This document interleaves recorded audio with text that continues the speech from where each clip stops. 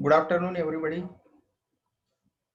आज हम कुछ विद्यार्थियों के अनुग्रह पे आयुर्वेदीय शारीर टॉपिक जो था उसका व्याख्यान आज ले रहे हैं। उसमें अस्थि शारीर नामक जो विषय है उसकी आज हम विस्तार से चर्चा करेंगे।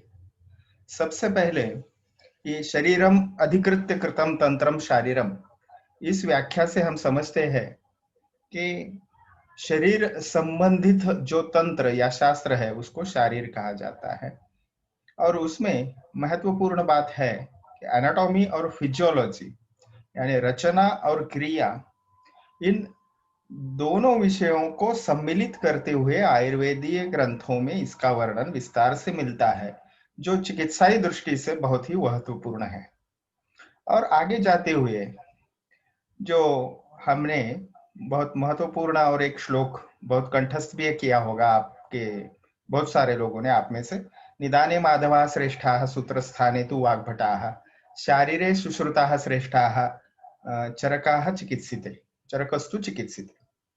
तो आधुनिक काल में परिप्रेक्ष्य में देखे तो शारीरे सुश्रुता श्रेष्ठा, तो ये वचन बिल्कुल सत्य प्रतीत होता है जब हम विशेषतः सुश्रुत संहिता के शारीर स्थान का अध्ययन करते हैं।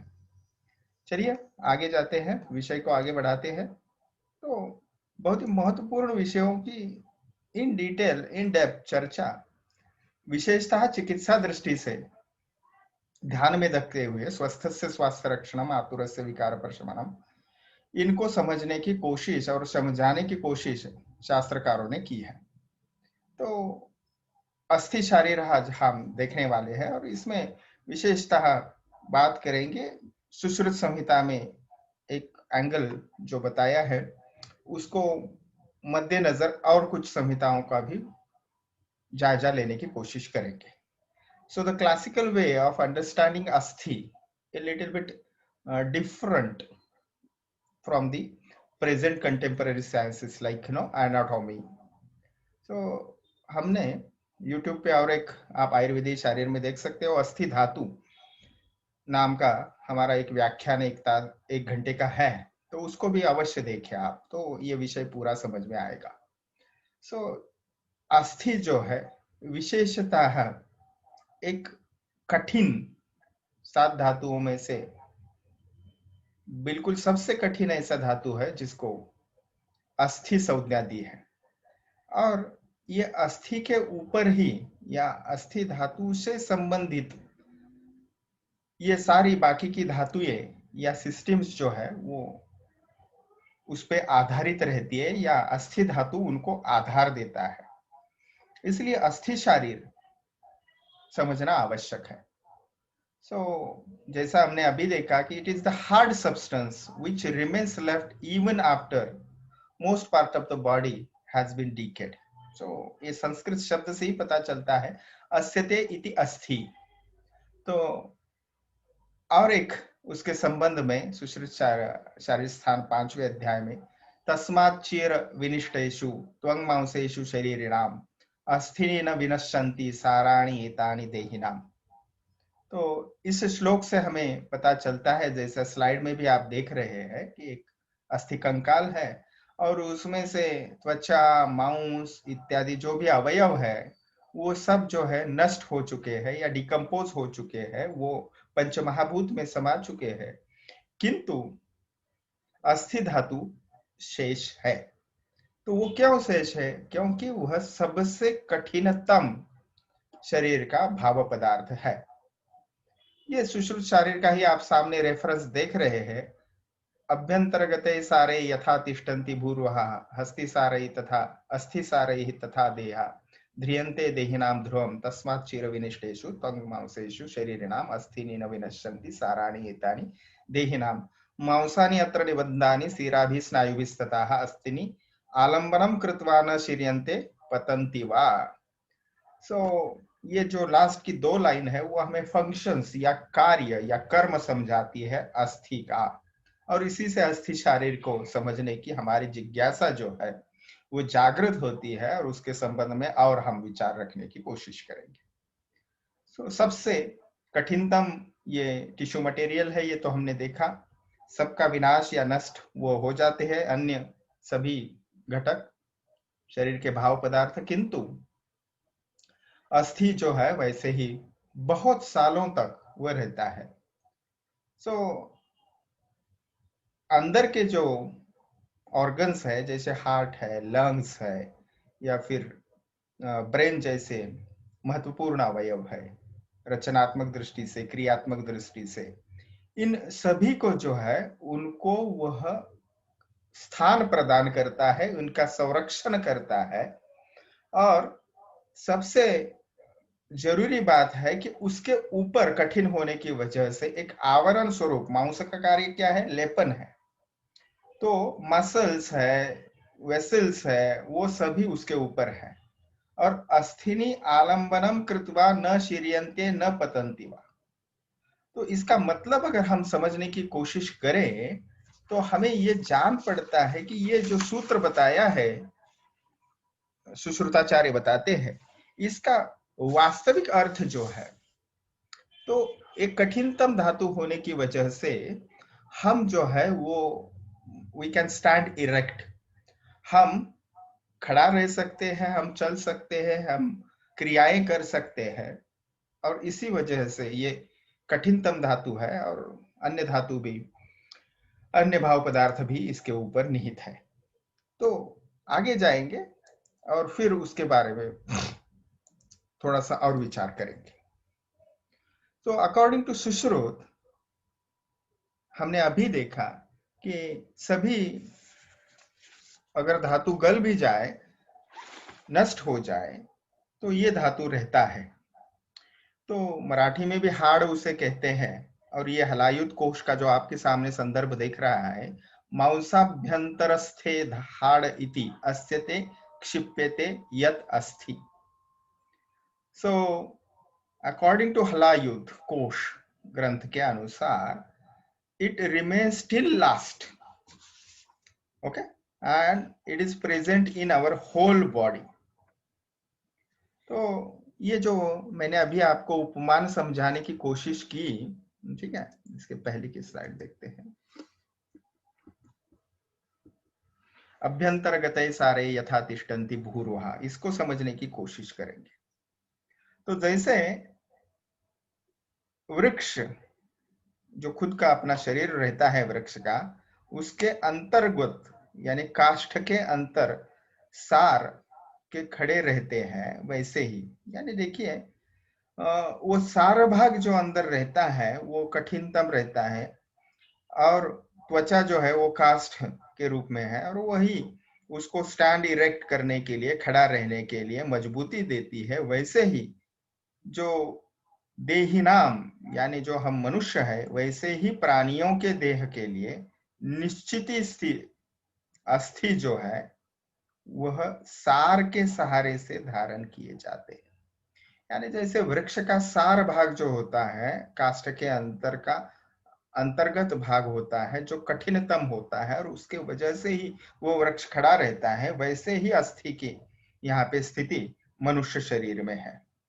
अगर ये कठिन ना होता, समझे, तो क्या होता, हम अमीबा जैसे शायद क्रिप कर चुके होते। और आप देखते भी है कि क्वाशियोरकोर डिसीज है, ऑस्टियोमैलेसिया है, जिसमें अस्थि की कठिनता कम हो जाती है, तो उसमें ये व्यक्ति जो है, डिसीज्ड पर्सन, वो ठीक से खड़ा नहीं रह पाता, ठीक है, या वो खड़ा रहते ही उसके पैरों में जो अस्थियां रहेंगी वो बेंड हो जाती है, ठीक है, मानो रबर से बनी हो। तो इसको हम समझे। प्राणियों के शरीर में अस्थियों का जो अवलंबन करके सिरा और धातुएं, स्नायु मांस अस्थियों में बंधे रहते हैं, और इसी वजह से वह जो है वह अस्त व्यस्त नहीं होता है, बंधे हुए रहता है। तो अस्थिनी आलंबनम कृत्वा न शीर्यन्ते न पतन्ति, यानी एक दूसरे से जुड़े रहने के लिए अस्थि धातु महत्वपूर्ण योगदान देता है, यह हमें इससे पता चलता है, ठीक है। तो इससे काष्ठ सारे, यह जो शब्द आया है वो उपमा की दृष्टि से आया है। जैसे वृक्ष में काष्ठसार होता है, वैसे ही शरीर में अस्थिसार होता है। ठीक है, इसके दो अर्थ निकलते हैं। तो एक तो पहले बात यह है कि मनुष्य अगर बीमार हो जाए तो उसकी त्वचा, पेशियां इत्यादि अंग जो है वो क्षीण और पतले हो जाते हैं, परंतु हड्डियां जो है बिल्कुल ही क्षीण नहीं होती। और जिससे रुग्णोत्तर अवस्था में जो है अस्थियों का मोटापन तथा शरीर की लंबाई रुग्ण पूर्व अवस्था और वह रोग व्याधि जाने के बाद की जो अवस्था है उसमें अस्थि की जो अवस्था है वो समान ही रहती है। मात्र अन्य धातुएं जो है वो कम ज्यादा होती है। तो एक ये अर्थ निकलता है कि वह जैसे के वैसे बिल्कुल अंत तक रहता है, न शीर्यन्ते न पतन्ति वा। ओके, तो दूसरा अर्थ ये निकलता है कि मृत्यु के पश्चात जब शरीर रखा जाता है या जमीन में गाड़ा जाता है, तो बाकी की जो हमने अभी जो अर्थ सामान्यतया देखा कि बाकी सब चीजें गल जाती है या डिसेंटीग्रेट हो जाती है, लेकिन अस्थियां जो है वो रहती है। ठीक है, और जो स्नायु भी सिरा भी तथा जो है मांसानी अत्र निबद्धानी सिरा भी स्नायु भी तथा, इसका अर्थ हम समझे कि सिरा से हमने अर्थ लेना है कंडरा।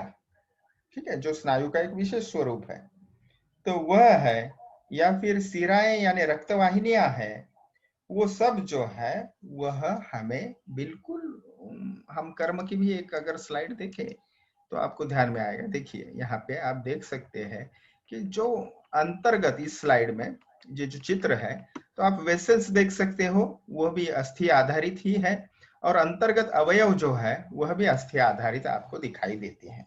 तो इसलिए मांसपेशियां हो, रक्तवाहिनियां हो, स्नायु हो, ये सभी जो है वह उससे संबंधित या उसके आधार पर ही उसका अस्तित्व रहता है, या जो शरीर में प्राकृत स्थिति है वह बनी रहती है। ठीक है, अभी ये स्लाइड के बारे में भी हमने देख लिया कि विशेषतः हार्ड जो है यह शब्द सिनोनिम या पर्याय नाम के तौर पे यहाँ पे आता है, और फिर उसका अर्थ भी जो होता है कि वह कठिनतम धातु के तौर पे ही उसका अर्थ निकलता है। तो यह हमने पहले ही देख चुके हैं। निरुक्ति उसकी होती है अस्यते इति अस्थि, जिसका अस्तित्व है, और वह अस्तित्व कैसे है, तो स्था धातु से ये बना हुआ शब्द है बेसिकली। और जो हमने यही देखा, देखिए आप यहाँ पे भी समझ सकते हैं उसको, अस्यते इति अस्थि नपुंसकलिंग है, अस धातु में किथन प्रत्यय लगकर अस्थि शब्द बनता है।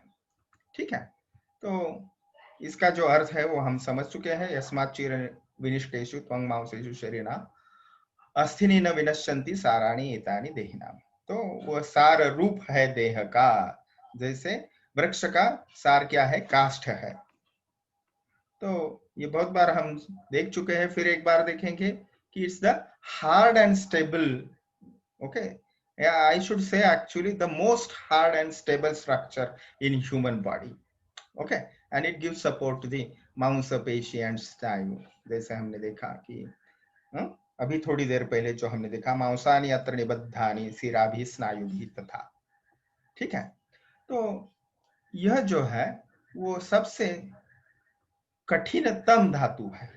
ओके, और इसीलिए वो मांस पेशी स्नायु इन सभी को जो है वो सपोर्ट यानी आधार देगा। ठीक है, तो मांस के अंदर ही जो है वो अस्थिर रहता है। बहुत बार हम देखे, इसलिए मांस का कार्य क्या है, लेपन कार्य है। और श्रेष्ठ कार्यों में हम देखने वाले हैं आगे जाके। तो इसके पर्याय क्या है शास्त्र में, आयुर्वेद शास्त्र में किकस, कूल्यम, कपाल, अस्त्री, मेदोजम, इस पद्धति से उसके विविध पर्याय जो है सिनोनिम्स आते हैं। किकस का मतलब होता है हार्ड या फर्म, कूल्यम का मतलब बोन या अस्थि, ऐसा ही है। कपाल का मतलब जो है वो कपाल, यह शब्द आता है एक्चुअली जो मटका होता है उसका जो टूटा हुआ टुकड़ा होता है उसको कपाल, जो फ्लैट रहता है, it's like a skull, it is type of bone also. Skull, cranium, ये उसके एग्जांपल्स है, या उसके तौर पे हम उसको ले सकते हैं। अस्त्री, ये जो है इसका फेमिनाइन नहीं है ऐसा स्ट्रक्चर, यानी मास्कुलाइन स्ट्रक्चर, जो स्त्री भाव जो है वो मृदु रहता है, लेकिन ये इसका सिनोनिम है अस्त्री। तो ये नॉन फेमिनाइन या मैस्कुलाइन या कठिन, इस दृष्टि से इसका अर्थ लेना चाहिए। मेदोजम तो पूर्व धातु पुरम कुर्यात् वृद्धक्षीणश्च तदिदम, ये हम जानते हैं कि क्रम परिणाम पक्ष से रस से रक्त, रक्त से मांस, मांस से मेद बनता है, और मेद से जो अस्थि पोषक अंश है उससे अस्थि बनेगा। तो मैंने थोड़ी देर पहले ही आपको कहा अस्थि धातु एक विस्तृत लेक्चर और भी है, उसको आप देख सकते हैं टू इम्प्रूव और टू एड मोर नॉलेज। तो सबसे महत्वपूर्ण बात हम ये देखेंगे कि सप्त धातु में से इसका जो क्रम है वह कितना है? रस, रक्त, मांस, मेद, अस्थि। तो मेद के बाद इसका क्रम है, तो इसलिए उसको मेदोज कहा जाता है। पांचभौतिक संगठन क्या है इसका? क्योंकि आयुर्वेद में मॉलिक्यूलर स्ट्रक्चर अगर हम देखें तो ही उसका संबंध जो आयुर्वेद के दोष धातु मल है उससे हम जुड़ सकते हैं, और यही हमारी सीक्रेट की है जो जोड़े हुए हैं। तो पंच महाभूत को हम समझे तो आपको पता है आकाश, वायु, तेज, आप, पृथ्वी, ये पांचों घटक जो है वो हर एक भाव पदार्थ में विद्यमान है। तो पंचभूतात्मकम तत्व। लेकिन प्राधान्य कौन से घटकों का है उसको अगर समझे तो अस्थि धातु में पृथ्वी और वायु, इन दोनों महाभूतों का जो है वो अधिक्य है। तो पृथ्वी की जो गुण है विशेषतः, that is the strongness and the heaviness. So strength यानी सामर्थ्य और गुरुता जो आती है वो पृथ्वी की वजह से आती है अस्थि धातु में, और वायु की वजह से उसमें रुक्षता और खरता आती है। और इसलिए जो उसकी स्ट्रेंथ रहेगी, उसके अस्थि धातु में जो खरत्व है, ठीक है, ड्राइनेस है या हार्डनेस है, कठिनतमता है, वह पृथ्वी और वायु महाभूत का उसमें अधिक्य होने की वजह से है। और इसीलिए अस्थि का स्वरूप जो है आप इस स्लाइड में देख सकते हो, वह गुरु, खर, कठिन, स्थूल, स्थिर और मूर्तिमान। मूर्तिमान तो ठीक है, उसके अस्तित्व है या वो दृश्य है, इसलिए मूर्ति रूप उसको कहा है। तो उसमें जो पोरासिटी और स्पॉन्जीनेस रहेगा वो आकाश महाभूत से है, ठीक है। उसके विशेष में उसके जो कई कुछ भी डेवलपमेंट सेंटर्स रहते हैं और जिससे उसकी वृद्धि होती है वह वायु महाभूत की वजह से है। उसमें जो रक्त और पचन की प्रक्रिया होती है वो अग्नि महाभूत की वजह से होती है।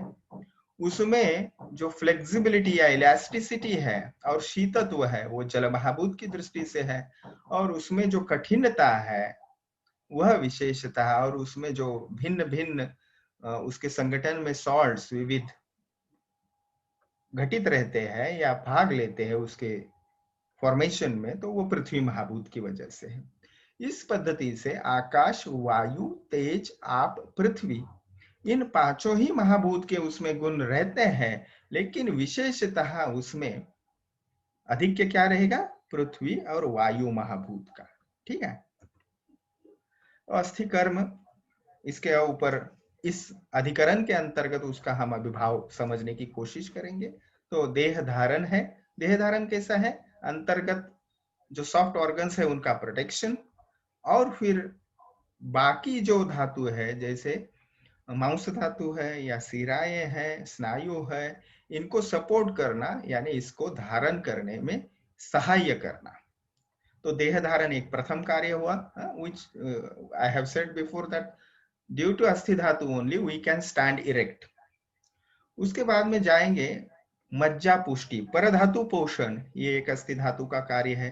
और हमने देखा वो अन्य धातु जो है उसको भी मांस, सिरा, स्नायु इनको धारण करने में मदद करता है। अस्थि मल की ओर जाते हैं तो दोषों को भी हम समझेंगे। अस्थि मल कौन से हैं? तो केश, लोम, नख, रोम।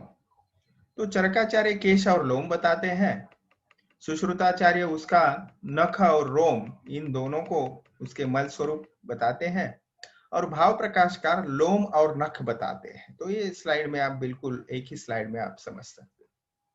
तो जब भी अस्थि धातु अग्नि की प्रक्रिया होगी, तो उसमें कुछ मलिन पदार्थ भी तैयार होंगे, और जो शरीर के घटक के तौर पर आवश्यक है, जैसे केश है, लोम यानी स्किन हेयर्स है, तो केश को हम स्कैल्प हेयर्स कहेंगे, जो इस चित्र में दिखाए गए हैं समझने के लिए। लोम यानी स्किन हेयर्स, ठीक है, और जिसे रोम भी कहा जाता है, और नख जो है वो नेल्स, ठीक है। तो लोम और रोम जो है ये एक दूसरे के पर्याय के तौर पे हम इसको देख सकते हैं। शरीर में बिल्कुल इनकी संख्या कितनी है, तो this is a major difference between the modern anatomy, okay, contemporary science I should say. It is not modern or ancient or like that we should debate always, okay. तो उसके परे हमने सोचना चाहिए कि ग्रे एनाटॉमी कितनी बताती है एनाटॉमिस्ट, और सुश्रुताचार्य कितनी बताते हैं, ये हमने अभ्यास करने की बात है, ऐसा कहना चाहिए। कि ऐसा नहीं है कि एनाटॉमी जो है वो मॉडर्न हो गई, कंटेम्पररी हो गई, आज की हो गई, और सुश्रुत जो है वो पुराना हो गया या एंशेंट हो गया, ऐसा नहीं सोचना चाहिए, और बताना भी नहीं चाहिए, बोलना भी नहीं चाहिए। आगे जाते हैं। तो ये भिन्न, ये दो शास्त्र है, दो भिन्न दृष्टिकोण है, और दोनों मनुष्य शरीर से निगडित है। इसको तुलनात्मक दृष्टि से हम जरूर देख सकते हैं, इसलिए पुराना कोई और नया कोई ये शब्द का प्रयोग हम ना करें तो ठीक रहेगा।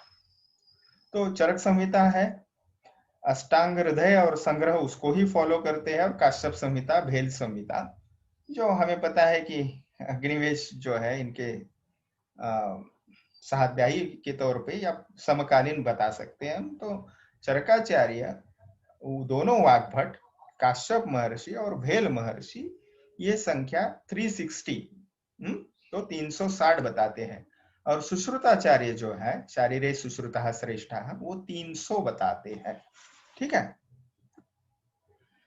तो ये हम सोचे, अभी इसको अगर डिवीजन के तौर पे देखें, तो विशेषतः यहाँ पे आपको ये तुलनात्मक एक टेबल सामने रखा है अस्थि संख्या के लिए। तो अकॉर्डिंग टू चरक हमने देखा अभी वो 360 है, सुश्रुताचार्य 300, और जो एनाटॉमी है जिसको कंटेम्पररी साइंस कहेंगे वो 206 नेम बोन्स बताते हैं, अस्थियों की संख्या है।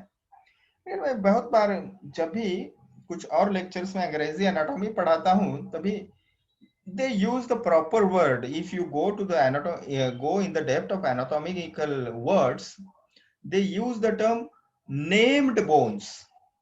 This means नाम दिए गए bones 206 है। That means कुछ ऐसे bones है जो हम अभी नहीं समझ चुके हैं, और जिनका नाम देना बाकी है, ऐसा भी उसका जो है अर्थापत्ति निकलती है।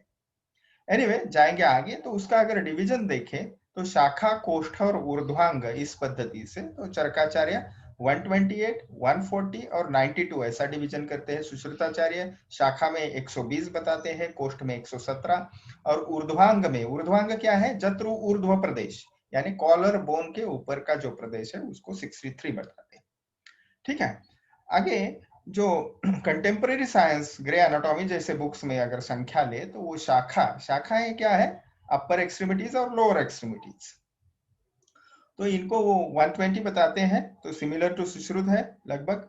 कोष्ठ में जो है वो अस्थियों की संख्या 117 सुश्रुताचार्य बताते हैं। कोष्ठ क्या है, चेस्ट रीजन और एब्डोमेन रीजन इकट्ठा जो है उसको कोष्ठ के तौर पे हम समझे, तो वो है 117 सुश्रुताचार्य जी ने बताई हुई। और वही संख्या आधुनिक शास्त्र 50 या 50 बताता है, और ऊर्ध्वांग में सुश्रुताचार्य 63 बताते हैं, तो एनाटॉमी जो है उसको 36 बताते हैं, ठीक है।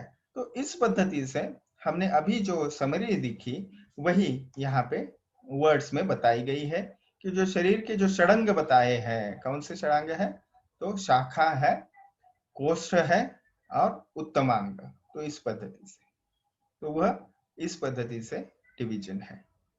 आगे जाते हैं। बार बार फ्रीक्वेंटली आस्क्ड क्वेश्चंस कौन से होते हैं, बहुत बार स्टूडेंट्स पूछते हैं, तो अस्थि भेद या टाइप्स बहुत बार पूछे गए हैं और पूछे भी जाएंगे, क्योंकि इसके ऊपर जो सुश्रुत निदान स्थान 5वां अध्याय है, तो सुश्रुत निदान 5वें अध्याय की बातें जो भग्न के स्वरूप में बताई है, तो उसका परिणाम स्वरूप है, अगर भग्न होता है विशिष्ट कपाल अस्थि को तो क्या परिणाम निकलेगा, रुचकास्थि को क्या हो जाएगा, तो इस पद्धति से वहां पे बताया है। तो इसलिए मैं बोला कि चिकित्सीय दृष्टि से आयुर्वेद का हर एक जो मुद्दा है उस परिप्रेक्ष्य में रखा गया है।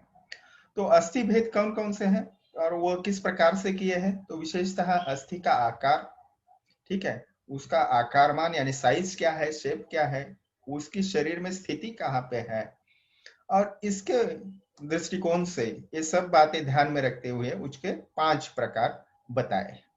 तो नीचे जो टेबल दिया है वो आप देखें, कपाल, रुचक, तरुण, वलय, नलक। तो इसको हम वर्ष भी देखने वाले हैं आगे। तो सुश्रुताचार्य है अष्टांग संग्रहकार वाग्भट, अष्टांग हृदयकार वाग्भट और भाव प्रकाश, ये चारों ही ग्रंथकारों ने इनको बताया है। ठीक है,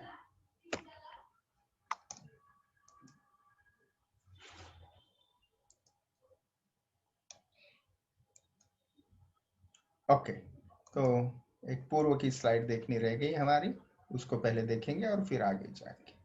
तो अस्थि प्रकार रचनात्मक आधार पे एतानि पंच विधानी भवन्ति तद यथा कपाल, रुचक, तरुण, वलय, नरक, संज्ञा। तो सुश्रुत शारीर 5वें अध्याय से ये श्लोक है। तो 5 प्रकार के हैं, कपालास्थि यानी फ्लैट बोन्स, रुचकास्थि यानी टिप, तरुणास्थि यानी सॉफ्ट बोन्स, वलयास्थि यानी सर्कुलर बोन्स, नलकास्थि यानी जो लॉन्ग बोन्स और सिलेंड्रिकल है उनको, यानी ऊपर के जो 4 प्रकार है उनको छोड़ के। तो शरीर में ये कहाँ रहते हैं, तो सुश्रुताचार्य उसको आगे स्पष्ट करते हैं, तेषाम जानु नितंब अंश गंड तालु शंख शिराह सुकपालानी।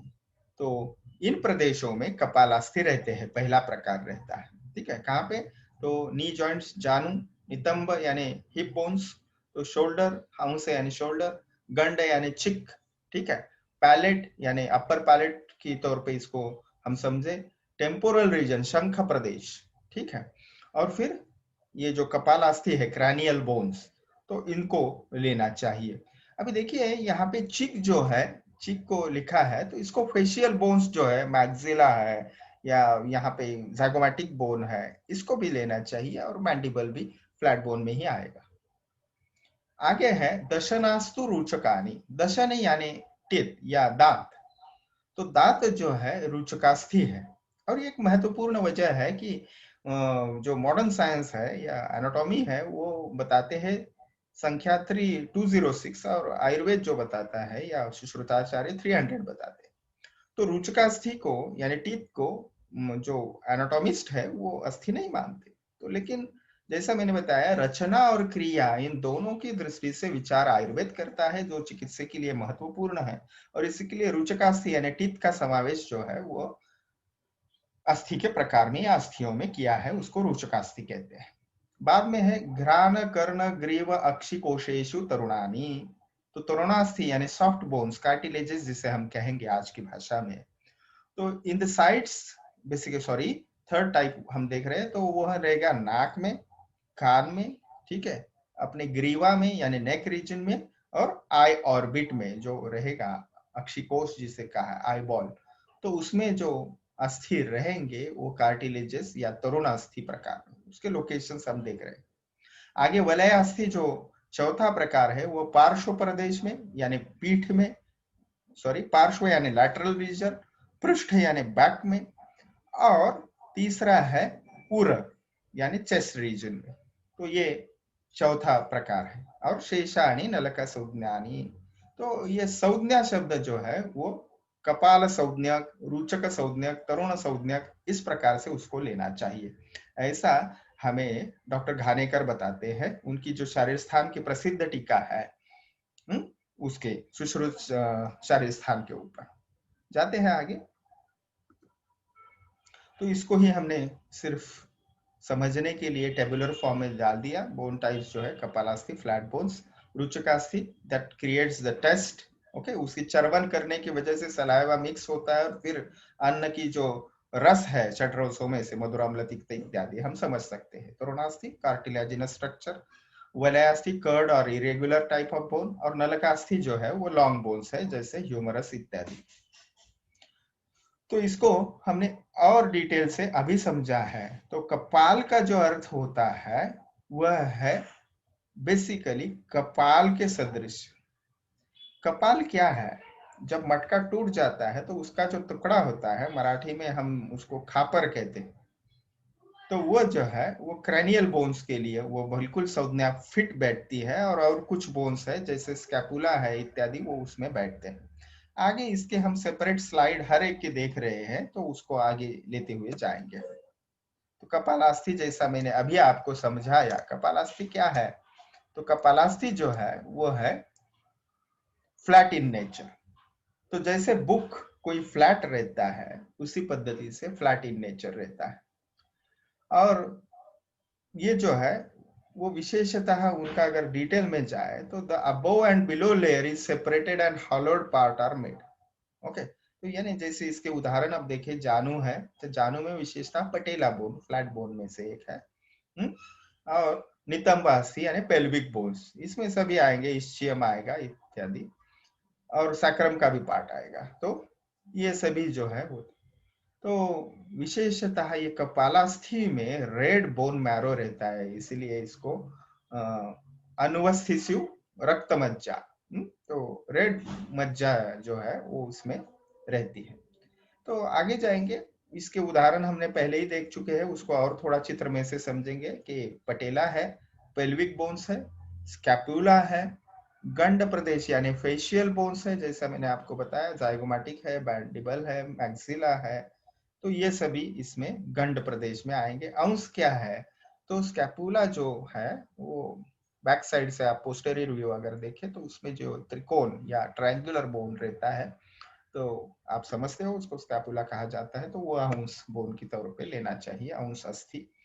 आगे है तालु, जो अपर पैलेट जो है वह, फिर शंख, that is the pterion area. So temporal bone area is शंख प्रदेश। एक्चुअली टेरियन जो है वो एक संधि प्रदेश के लिए भी कहा जाता है, लेकिन हम सिंपल में समझेंगे, ये जो डीप पोर्शन रहता है हमारे लैटरल जो कॉर्नर ऑफ द आईज है, वहां से लेके ट्रैगस ऑफ द ईयर को आप अगर समझे, सबसे डीपेस्ट पोर्शन जो है, तो वह जो है वो शंख प्रदेश है।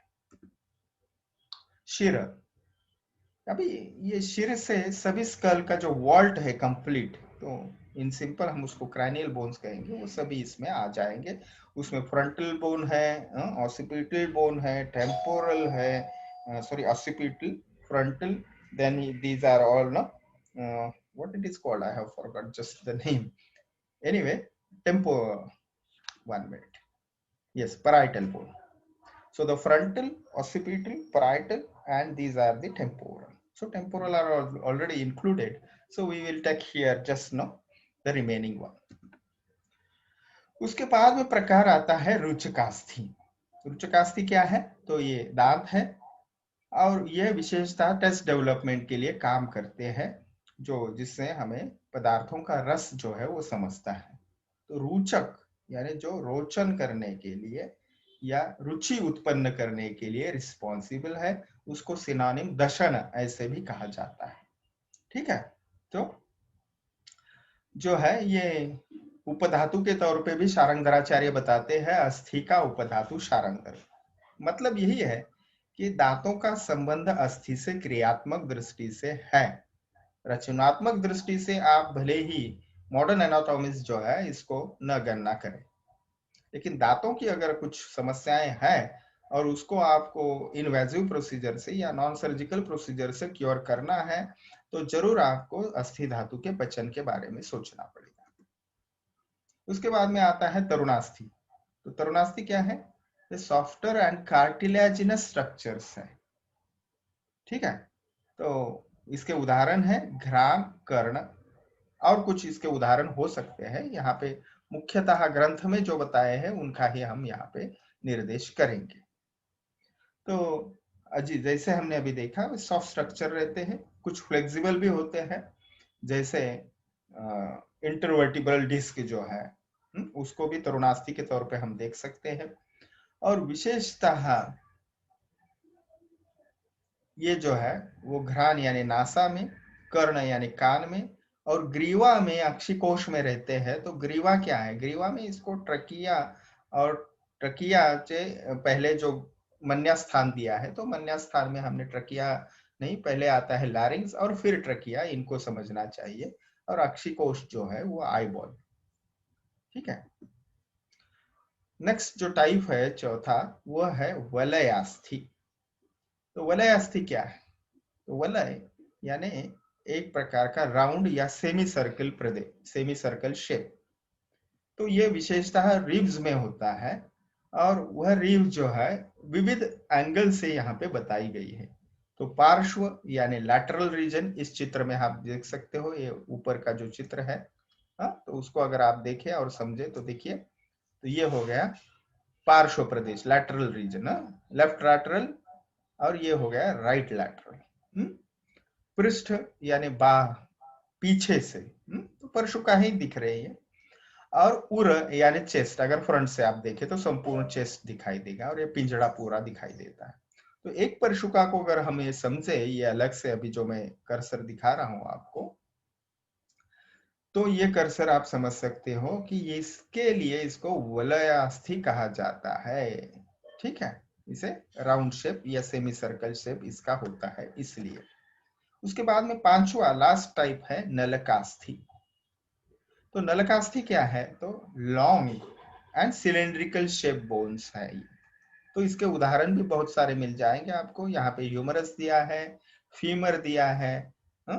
तो फैलेंजेस जो है वो तो आएंगे उसमें, फिर मेटाकार्पल्स भी आएंगे, मेटाटार्सल्स भी आएंगे, हाथ की परवास्थि संधि, परवास्थियां भी आएगी, और पांव की परवास्थियां भी इसमें आएगी। ठीक है, तो ये सभी हो गए नलकास्थि। तो इसको नलक क्यों कहा जाता है? नलक is like a tube and hollow inside, that's why I said tube. So and that tube is stuff or okay, आगे जाते हैं, थोड़ा डिस्टरबेंस था। तो नलकास्थि जो है विशेषतः हाथों में, पैर में जो लॉन्ग बोन्स रहेंगे उन सबको हम नलकास्थि के तौर पे देखेंगे। देखिए, इसको आगे ले जाते हुए हम टॉपिक को थोड़ा शॉर्ट में अगर समझें, जैसा मैंने बताया कि निदान स्थान में जो सुश्रुताचार्य जी बताते हैं, तरुणास्थि जो है वो किस प्रकार से अनडेवलप्ड तौर पे इसको दे सकते हैं, और पक्वास्थि या गंडास्थि, सॉरी घनास्थि, इस पद्धति से फुल्ली ऑसिफाइड को लेंगे। कपालास्थि जो है which are having greater surface, and अकपालास्थि which are having less surface area. तो वर्तुलाकार जो है जिसको वलयास्थि भी कहा है, तो इस प्रकार से राउंड शेप और नॉन राउंड शेप ऐसे उसका नामकरण किया गया है। नलकास्थि जो लॉन्ग है और mostly useful for the moments ऐसे है, और जो अनलकास्थि इसको अदर देन सिलेंड्रिकल में लेंगे। तो रुचकास्थि तो विशेषतः इसको हमने किस पद्धति से लेना चाहिए, तो नॉलेज ऑफ टेस्ट के लिए जो है उपयुक्त है इसलिए। और खरास्थि जो है उसको हम एक पद्धति से नॉर्मल हो, यानी अन्य जगह पे भी हमें कुछ और अवर्तुलाकार या अनलकास्थि, ऐसे अगर हम कंपैरेटिवली टर्म देखें घनास्थि, तो इसको ऐसे समझ सकते हैं। तो इसको हमने विस्तार से देखी है ये स्लाइड, आगे जाते हैं जो मुझे समझाना है आपको। तो तरुणास्थि नम्यन्ते, सुश्रुत निदान स्थान 16 अध्याय। तो तरुणास्थि नम्यन्ते, वलयास्थि स्फुट्यन्ते, कपालास्थि विभिद्यन्ते, और नलकास्थि भज्यन्ते, ऐसा कहा है। तो ये क्या है? तो तरुणास्थि में अगर भग्न हो जाए तो वो नम्यन्ते यानी बो हो जाते हैं, बेंड हो जाते हैं या कर्व हो जाते हैं इस पद्धति से। वलयास्थि क्या हो जाते हैं? स्प्लिट या बर्स्ट, क्रैक उसमें निकल जाते हैं, उत्पन्न हो जाते हैं। ठीक है, तो वी कैन से फर्स्ट तरुणास्थि में green stick kind of fracture हम उसको कह सकते हैं। वलयास्थि में ब्रेक इन द रिब्स कह सकते हैं। कपालास्थि विभिद्यन्ते यानी क्या है, उसमें डिफरेंट फीचर्स या गैप या क्लीविंग उसमें पैदा हो सकेंगे। और उसको कॉमन फ्रैक्चर के तौर पे अगर देखें तो लीनियर, डिप्रेस, डायस्टालिक और बेसिलर काइंड ऑफ फ्रैक्चर इसको हम समझेंगे। नलकास्थि क्या है? भज्जनते यानी they shatter, break into pieces. So transverse, oblique, spiral or comminuted fractures, we have to think in that way. Okay, so इस पद्धति से इन प्रकारों को हमने देखना चाहिए। आगे जाएंगे, अस्थियों की संख्या के ऊपर अगर हम विचार करते हैं तो चरकाचार्य अस्थियों की संख्या हमने देखा कि वो 360 बताते हैं, और फिर उन्होंने पूरी तालिका आप इस स्लाइड में देख सकते हो, दंत 32 या 32 है, उसमें बाद में और दंत तालुखल, तो ये जो है तो दंत उलूखल यानी उसके जो जहां दांत बैठता है उसको उलूखल संधि है, उखल जैसा, तो वो 32 है। फिर नख जो है वो 20 है, अंगुलियां जो है पर्व संधि इसको करेंगे, सॉरी पर्वास्थि, तो फैलेंजेस 60 है। इस पद्धति से वो शाखा, तो टोटल ये संख्या आगे जाती है, उरु नलक, बाहु नलक, अंश नलक, इस पद्धति से उन्होंने, मेरे कहने का मतलब ये स्लाइड दिखाने का यही था कि चरकाचार्य भी जो है वह अक्षक, सिरक, कपाल इत्यादि प्रकार से 360 नाम के साथ वो शरीर का वर्णन करते हैं अस्थियों के। सुश्रुताचार्य उसको 300 बताते हैं, नंबर तो हमने देख लिया, और फिर अंगुलियों में 60, तो तल में उसको 20, कूर्चा में 20, कूर्चा और गुल्फ इकट्ठा करते हुए फिर पार्शनी 4, इस पद्धति से अंश फलक इत्यादि करते हुए सीरा 6, वो टोटल संख्या हो जाती है 300। कंठनाड़ी, इसको ट्रकिया को लेना चाहिए वगैरह वगैरह, डिटेल हो सकता है। तो सुश्रुताचार्य भी नाम के साथ उसका 300 नंबर जो है वो गिनवाते हैं और ग्रंथों में हमारे दिया है। ये हो गई उसकी एक झलक, सिर्फ हम टोटल एनाटॉमी नहीं सिखा रहे, अस्थि शारीर सिर्फ आपको समझाने का प्रयत्न था। अगर आपको ये अच्छा लगे तो जरूर शेयर करिएगा। धन्यवाद।